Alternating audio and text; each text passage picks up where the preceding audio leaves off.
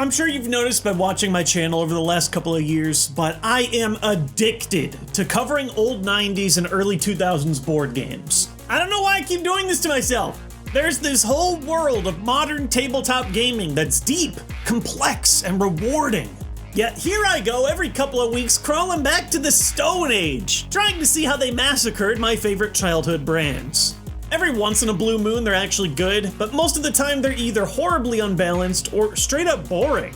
This year we kicked open the door to another classic franchise straight from my childhood. Now that Digimon's on the J-Wits menu, I feel like it's a rite of passage for us to... Oh boy! 2000, a bunch of chips, bosses around the board! Ah, here we go again.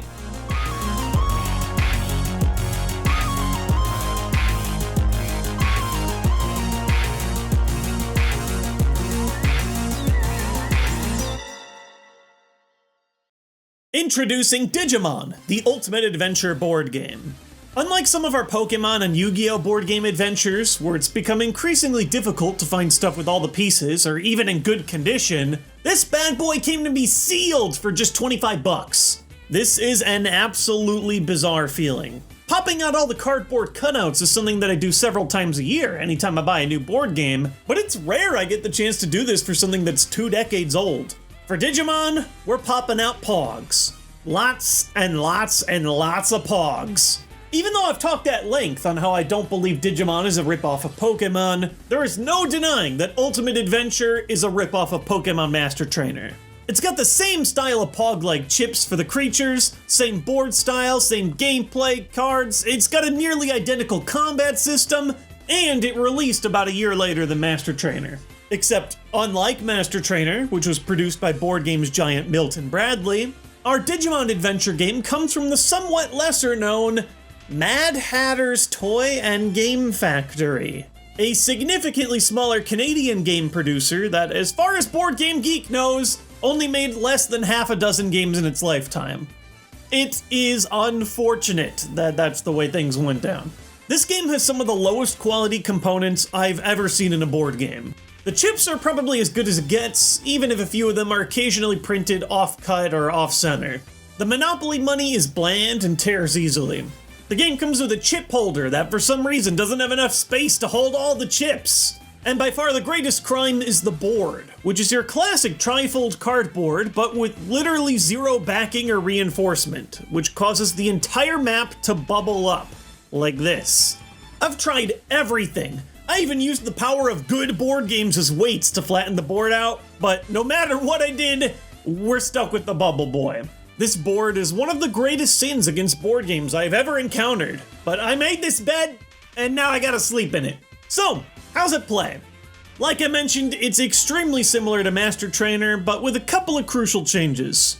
You and up to 5 other players set out as one of the original Adventure Digidestined. Yeah, they give you all 7 characters, but you can only play with 6 at a time. Sorry, Joe.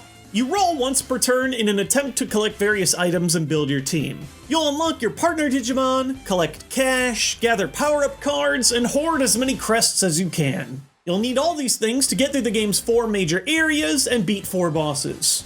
You'll take your in-training Digimon against Kawagamon, your rookie will go against a random Black Gear Digimon that you actually get to add to your team, the champion area battles Devimon, and the ultimate endgame area you'll battle one of the 4 Dark Masters in an attempt to save Kari and win the game.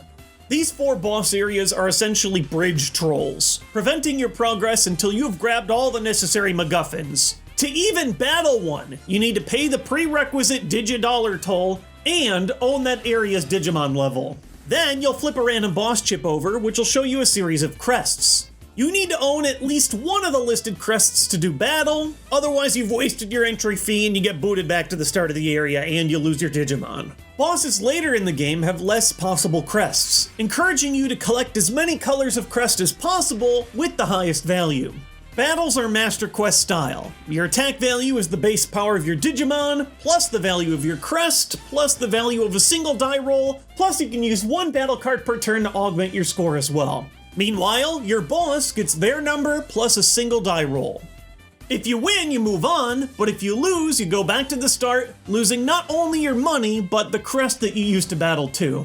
The Crest Economy is arguably the most important part of the game. You can hold only one of each of the 7 types. They have point values from 1 to 6, and there's only one of each color and number combination. Landing on the crest spaces in order to collect or swap out for the highest possible value is one of the very few ways that you can get ahead of the other players.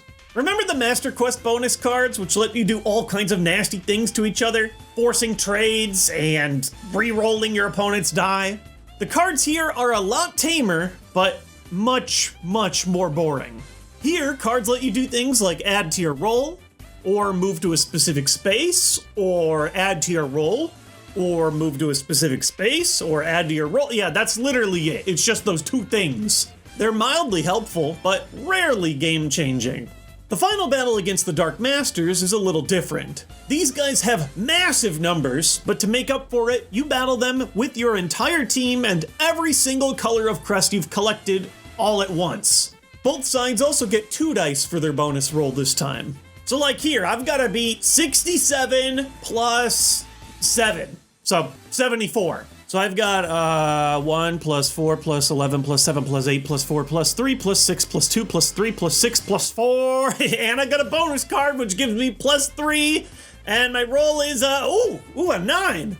Add it all up. Carry the 4. And I've got dang, 71. Oh, that was close. So shoot. What do you lose if you lose the Dark Masters battle? Everything! Back on the playground in grade school, I remember Digimon fans and Pokémon fans arguing with each other every day. Digimon is way better than Pokémon because in Digimon they die. It was kind of ridiculous when said out loud, but it is very true that part of what made the Digimon show better was that its battles and decisions felt like they had very real consequences. Well, that somehow translated into this game. You lose in the final battle and you are straight up eliminated. That is brutal. But to be completely honest, there is one thing more brutal than losing to the Dark Masters at the end of the game. And that is actually playing the rest of the game. I see what they're trying to go for here. It looks like they wanted to create a game with a press your luck style gambling situation, where you gotta make tough decisions. Do I push forward with less crests, hoping to rush into the next section faster, or should I wait? Should I be more conservative and gather more resources? In practice though, this game is purgatory. You're stuck in an endless loop until you can pay all the tolls. It feels like every player is always missing one of the 3 major resources, either the Digimon, the money, or the crests. And if you're not stocked on all those things, you gotta make another trip around the entire loop before you can try again. By the time you finally got everything you need, it usually isn't very risky to fight a boss. It's more or less just, oh, thank God I finally landed on all those mandatory spaces and I can push forward. The biggest thing that this game is desperately missing is player interaction.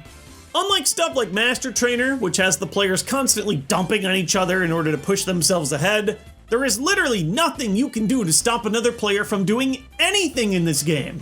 All the cards only affect yourself. There's no battling other players, no resource trading, and if your opponent is lucky and gets all the high value crests, there is nothing you can do to stop them and have a chance at getting a crest value that matches theirs. I found that the player with the best crests just snowballs forward, getting bigger and badder and getting more opportunities to get bigger and stronger without anything you can do to stop them. And because the final area is an endless loop, they can just camp out and improve their team as much as they want until they decide to fight the final boss while you're scraping to try and catch up.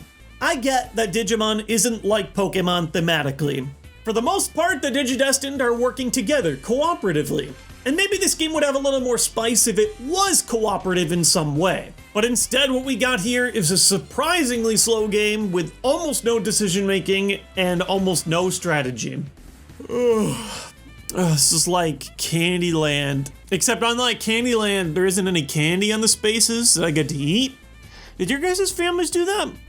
Yeah, you put the little candies, like gumdrops and Skittles and stuff, you put them on the spaces. But it's gotta be little candies, because there's little spaces when you land on. And if you land on a candy, you get to eat it.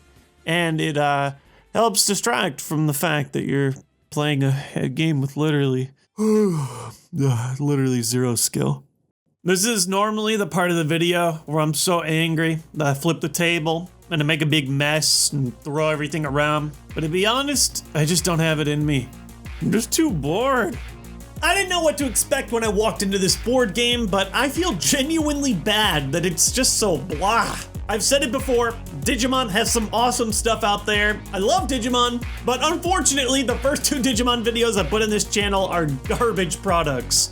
I promise, the next time we make a video about Digimon, we're gonna talk about something in Digimon that's actually good, that I actually like. But for today's topic, unfortunately, no. The dirt cheap 20-year-old board game for children made by a company I've never heard of before was not actually good. I, for one, am shocked.